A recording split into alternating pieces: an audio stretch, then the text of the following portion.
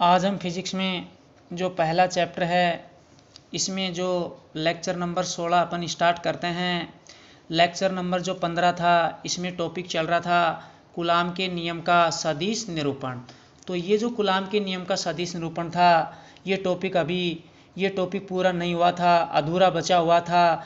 तो इस टॉपिक में जहाँ तक अपन ने किया था उससे आगे अपन स्टार्ट करते हैं और इस लेक्चर में इस टॉपिक को आज अपन कंप्लीट करते हैं। तो अपन ने बच्चों यहाँ तक अपन ने पढ़ लिया था सदिश F12 बराबर, यानी जो आवेश Q2 है इसके कारण आवेश Q1 पर जो आरोपित बल सदिश F12 है ये कूलाम के नियम से यहाँ तक अपन ने देखा था। अब बच्चों अपन क्या करेंगे कि ये जो R12 ये अपन निकालेंगे। तो ये R12 निकालने के लिए अपन क्या करते हैं कि ये जो त्रिभुज है इस त्रिभुज में सदिश योग के त्रिभुज नियम से तो जब ये बल अपन लेते हैं तो ये जो अपने पास आता है R सदिश R12, तो सदिश R12 इस सदिश R12 की डायरेक्शन अब ये हो जाएगी ये, तो बी से ए की ओर ये सदिश R12 होगा। तो अब सदिश योग के त्रिभुज नियम से अपन देखेंगे कि ये जो सदिश R2 ये जो भुजा है और ये जो सदिश R12 ये जो भुजा क्रमागत है, जब नीचे आते हैं तो ये जो सदिश R1 ये भुजा विपरीत क्रम में है। तो विपरीत क्रम में ये जो भुजा सदिश R1 है ये इन दोनों भुजाओं के सदिश योग के क्या होगी बराबर। तो सदिश R1 बराबर होगा सदिश R12 प्लस सदिश R2। तो यहाँ पर अपन थोड़ा सा देख लेते हैं इसमें कि ये जो सदिश R1 तो ये हो जाएगा सदिश R1 बराबर क्या होगा सदिश R12 प्लस में क्या होगा सदिश R2, तो ये हो जाएगा सदिश R12 प्लस सदिश R2। अपन को करना क्या है, ये R12 निकालना है तो सदिश R12 निकालते हैं। तो सदिश R12 बराबर तो ये सदिश R12 बराबर प्लस सदिश R2 को अपन इधर लेकर जाते हैं माइनस, तो ये क्या हो जाएगा सदिश R1 माइनस सदिश R2। तो यहाँ से सदिश R12 निकालेंगे तो ये क्या आ जाएगा सदिश R1 माइनस सदिश R2 ये आ गया।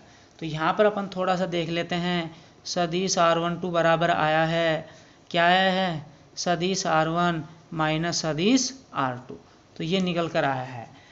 अब अपन क्या करते हैं बच्चों, जब दोनों तरफ अपन मोड़ लेंगे, इसका भी इधर मोड़ ले लेंगे, इसका भी अपन इधर मोड़ ले लेंगे, तो मोड़ से सदिश हटेगा तो ये R12 आ जाएगा बराबर, और ये जो पद है ऐसे कैसे रहेगा तो ये यहाँ पर आ जाएगा सदिश R1 माइनस सदिश R2, और इसका क्या है मोड़ है।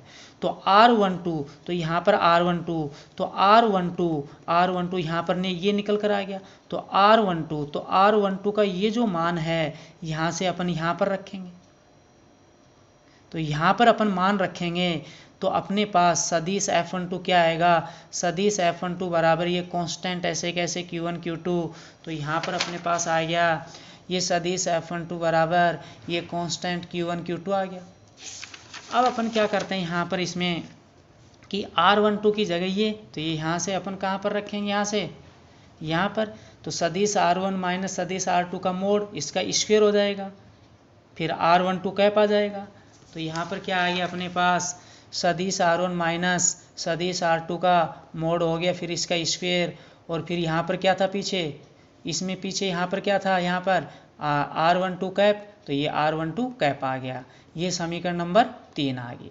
अब ये जो सदिश F12 है अपन ने यहाँ पर ये डायरेक्ट लिखा है, यहाँ पर यहाँ तक किया था अपन ने। तो इसके बाद अपन ने ये आवेश Q2 द्वारा आवेश Q1 पर आरोपित बल सदिश F12 ये अपन ने डायरेक्ट लिख दिया यहाँ पर। इसको निकालने की ज़रूरत नहीं है, क्योंकि निकालेंगे फिर ज़्यादा बड़ा हो जाएगा, नंबर अपन को उतने ही मिलेंगे जितने नंबर का ये आया है। अगर आपने ये भी जो मैं करवा रहा हूँ ये भी पूरा कर दिया तो आपको पूरे मार्क्स मिलेंगे, क्योंकि जो प्रोसीजर है इसमें जिस प्रकार अपन ने यहाँ पर इसमें सदिश F21 निकाला था उसी प्रकार यहाँ पर ये सदिश F12 निकलता है।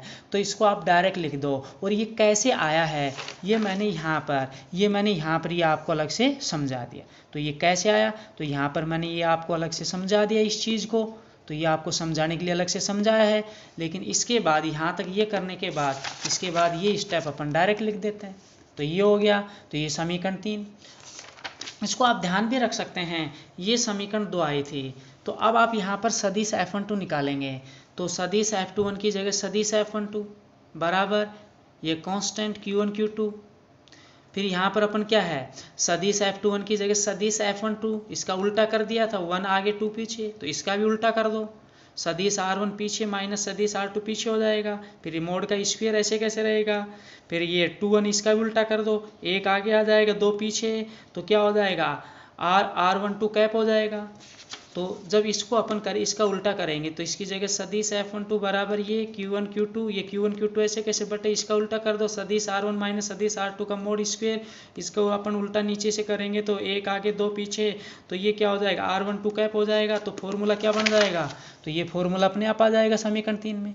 और ये कैसे आया है, ये मैंने यहाँ पर आपको अलग से निकाल कर भी बताया कैसे आया, ये डिटेल से भी समझा दी इसको। तो ये अपने पास समीकरण नंबर 3।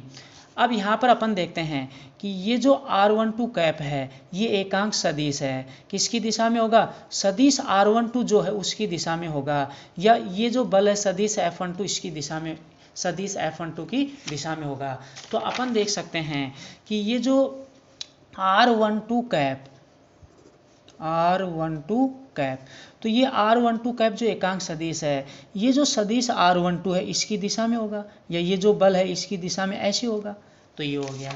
तो अब अपन यहाँ पर इसमें, यहाँ तक अपन ने कर लिया है। तो अब अपन यहाँ पर इसमें देखेंगे कि ये जो R21 कैप है ये सदिश R21 की दिशा में है, R12 जो कैप है ये सदिश R12 की दिशा में है। तो यहाँ से अपन देख सकते हैं कि जो R21 कैप है वो इस सदिश की दिशा में है, और जो R12 कैप है ये जो सदिश है, ये वाला सदिश R12 इसकी दिशा में है। तो यहाँ से देख सकते हैं R21 कैप की ये दिशा है, R12 कैप की ये दिशा होगी, लेकिन A और B के बीच की दूरी समान, यानी दोनों R12 कैप या R21 कैप दोनों एकांक सदिश हैं, तो दोनों का परिमाण एक होगा, परिमाण समान होगा। एक की दिशा A से B की ओर है, दूसरे की B से A की ओर है, तो दोनों एकांक सदिशों का परिमाण समान है, लेकिन दिशा विपरीत है। तो अपन यहाँ पर लिख देंगे, इसमें यहाँ पर लिख देंगे R21 कैप बराबर माइनस R12 कैप, ये अपन लिख देंगे। तो दोनों एकांक सदिश परिमाण में बराबर हैं, तो ये बराबर का चिन्ह, तो बराबर ये दोनों हो गए, और दोनों की दिशा एक दूसरे के विपरीत है, तो एक दूसरे के विपरीत है तो माइनस चिन्ह आ गया, तो ये माइनस चिन्ह, तो इस माइनस चिन्ह का मतलब ये है कि दिशा विपरीत है, बराबर का मतलब ये परिमाण में बराबर है, तो ये निश्चय है। तो R21 कैप बराबर माइनस R12 कैप ही आ जाएगा। अब इतना करने के बाद अब समीकरण 2 व 3 से, तो ये यहाँ पर ये समीकरण 2 है, और ये यहाँ पर अपने पास समीकरण 3 है। तो समीकरण 2 और 3 से अपन देखेंगे यहाँ पर, तो ज़रा इसको थोड़ा समझना है। ये कांस्टेंट ऐसे कैसे, Q1 Q2, तो ये और ये ऐसे कैसे इस फॉर्मूले में, तो ये भी ऐसे कैसे इस फॉर्मूले में, ये Q1 Q2 भी ऐसे कैसे इस फॉर्मूले में है।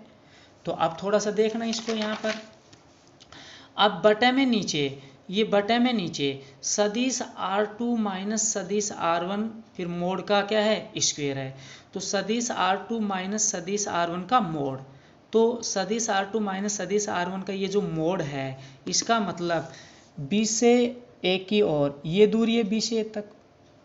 अब यहाँ पर अपन इसमें देखेंगे सदिश R1 माइनस सदिश R2 का मोड है, तो इसका मतलब कि जो सदिश R1 माइनस सदिश R2 का जो मोड है, तो ये दूरी है, कौन सी दूरी है, A से B की ओर, तो ये A से B की ओर क्या है, दूरी है। तो चाहे B से A की ओर दूरी हो, A से B की ओर दूरी हो, तो B से A की ओर दूरी, A से B की ओर दूरी क्या होगी, ये दूरी समान होगी, ये दूरी तो मोड में है तो परिमाण में, तो ये दूरी क्या होगी, समान होगी। तो इसका मतलब जो पद यहाँ पर है, तो यहाँ पर ये जो पद है इसका, और यहाँ पर जो ये पद है इसका मतलब दोनों क्या है, समान है, दोनों समान दूरी हैं, तो ये हो गया। स्क्वायर यहाँ पर भी हो रहा है, तो स्क्वायर इसमें यहाँ पर भी हो रहा है, तो इस पद में ये दूरी और इस पद में ये दूरी क्या है, समान है, तो ये पद भी क्या हो गए, समान हो जाएंगे। तो नीचे ये पद भी क्या हो गया, समान हो गया।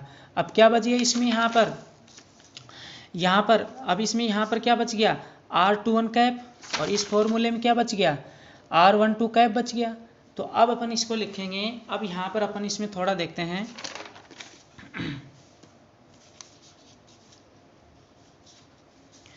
तो यहाँ पर ये जो एकांक सदिश R21 कैप, तो ये जो एकांक सदिश R21 कैप, तो इसका परिमाण 1। ये जो R12 कैप एकांक सदिश, इसका परिमाण भी 1 है। लेकिन ये जो एकांक सदिश, ये जो एकांक सदिश, इन दोनों की दिशा क्या है? विपरीत। तो दोनों का परिमाण तो समान है लेकिन दिशा विपरीत है, तो वैल्यू सेम होगी। तो वैल्यू दोनों की क्या होगी? सेम होगी। तो इसका मतलब इस फॉर्मूले में जो वैल्यू है, जो मान है, इस फॉर्मूले में वही मान होगा, वही वैल्यू सेम आएगी, वही वैल्यू सेम आएगी। तो इसका मतलब परिमाण में बराबर होंगे। तो समीकरण, इस समीकरण 2 और पीछे समीकरण 3 से ये जो बल सदिश F21 है इसके बराबर हो जाएगा, बल सदिश F12 के क्या हो जाएगा? बराबर। तो ये जो परिमाण में वैल्यू, ये जो वैल्यू है पीछे वही वैल्यू परिमाण में सेम होगी। तो ये जो बल सदिश F12, बल पीछे जो बल सदिश F21 उसके बराबर होगा। तो 2 और 3 से लिख दिया, सदिश F21 बराबर सदिश F12।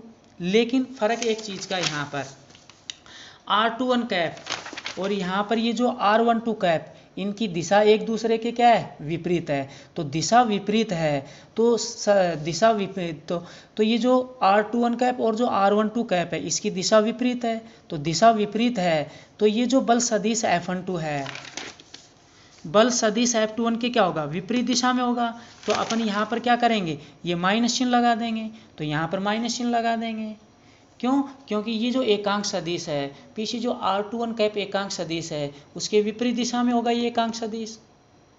तो बल सदिश F12 ये जो है, पीछे बल जो सदिश F21 है उसके विपरीत दिशा में होगा। तो यहाँ पर माइनस चिन्ह लगा देंगे। तो ये जो बल सदिश F21 और बल जो सदिश F12 हैं ये दोनों परिमाण में बराबर हैं लेकिन दिशा में क्या है? विपरीत है। तो परिमाण में बराबर है, माइनस का मतलब दिशा में विपरीत है।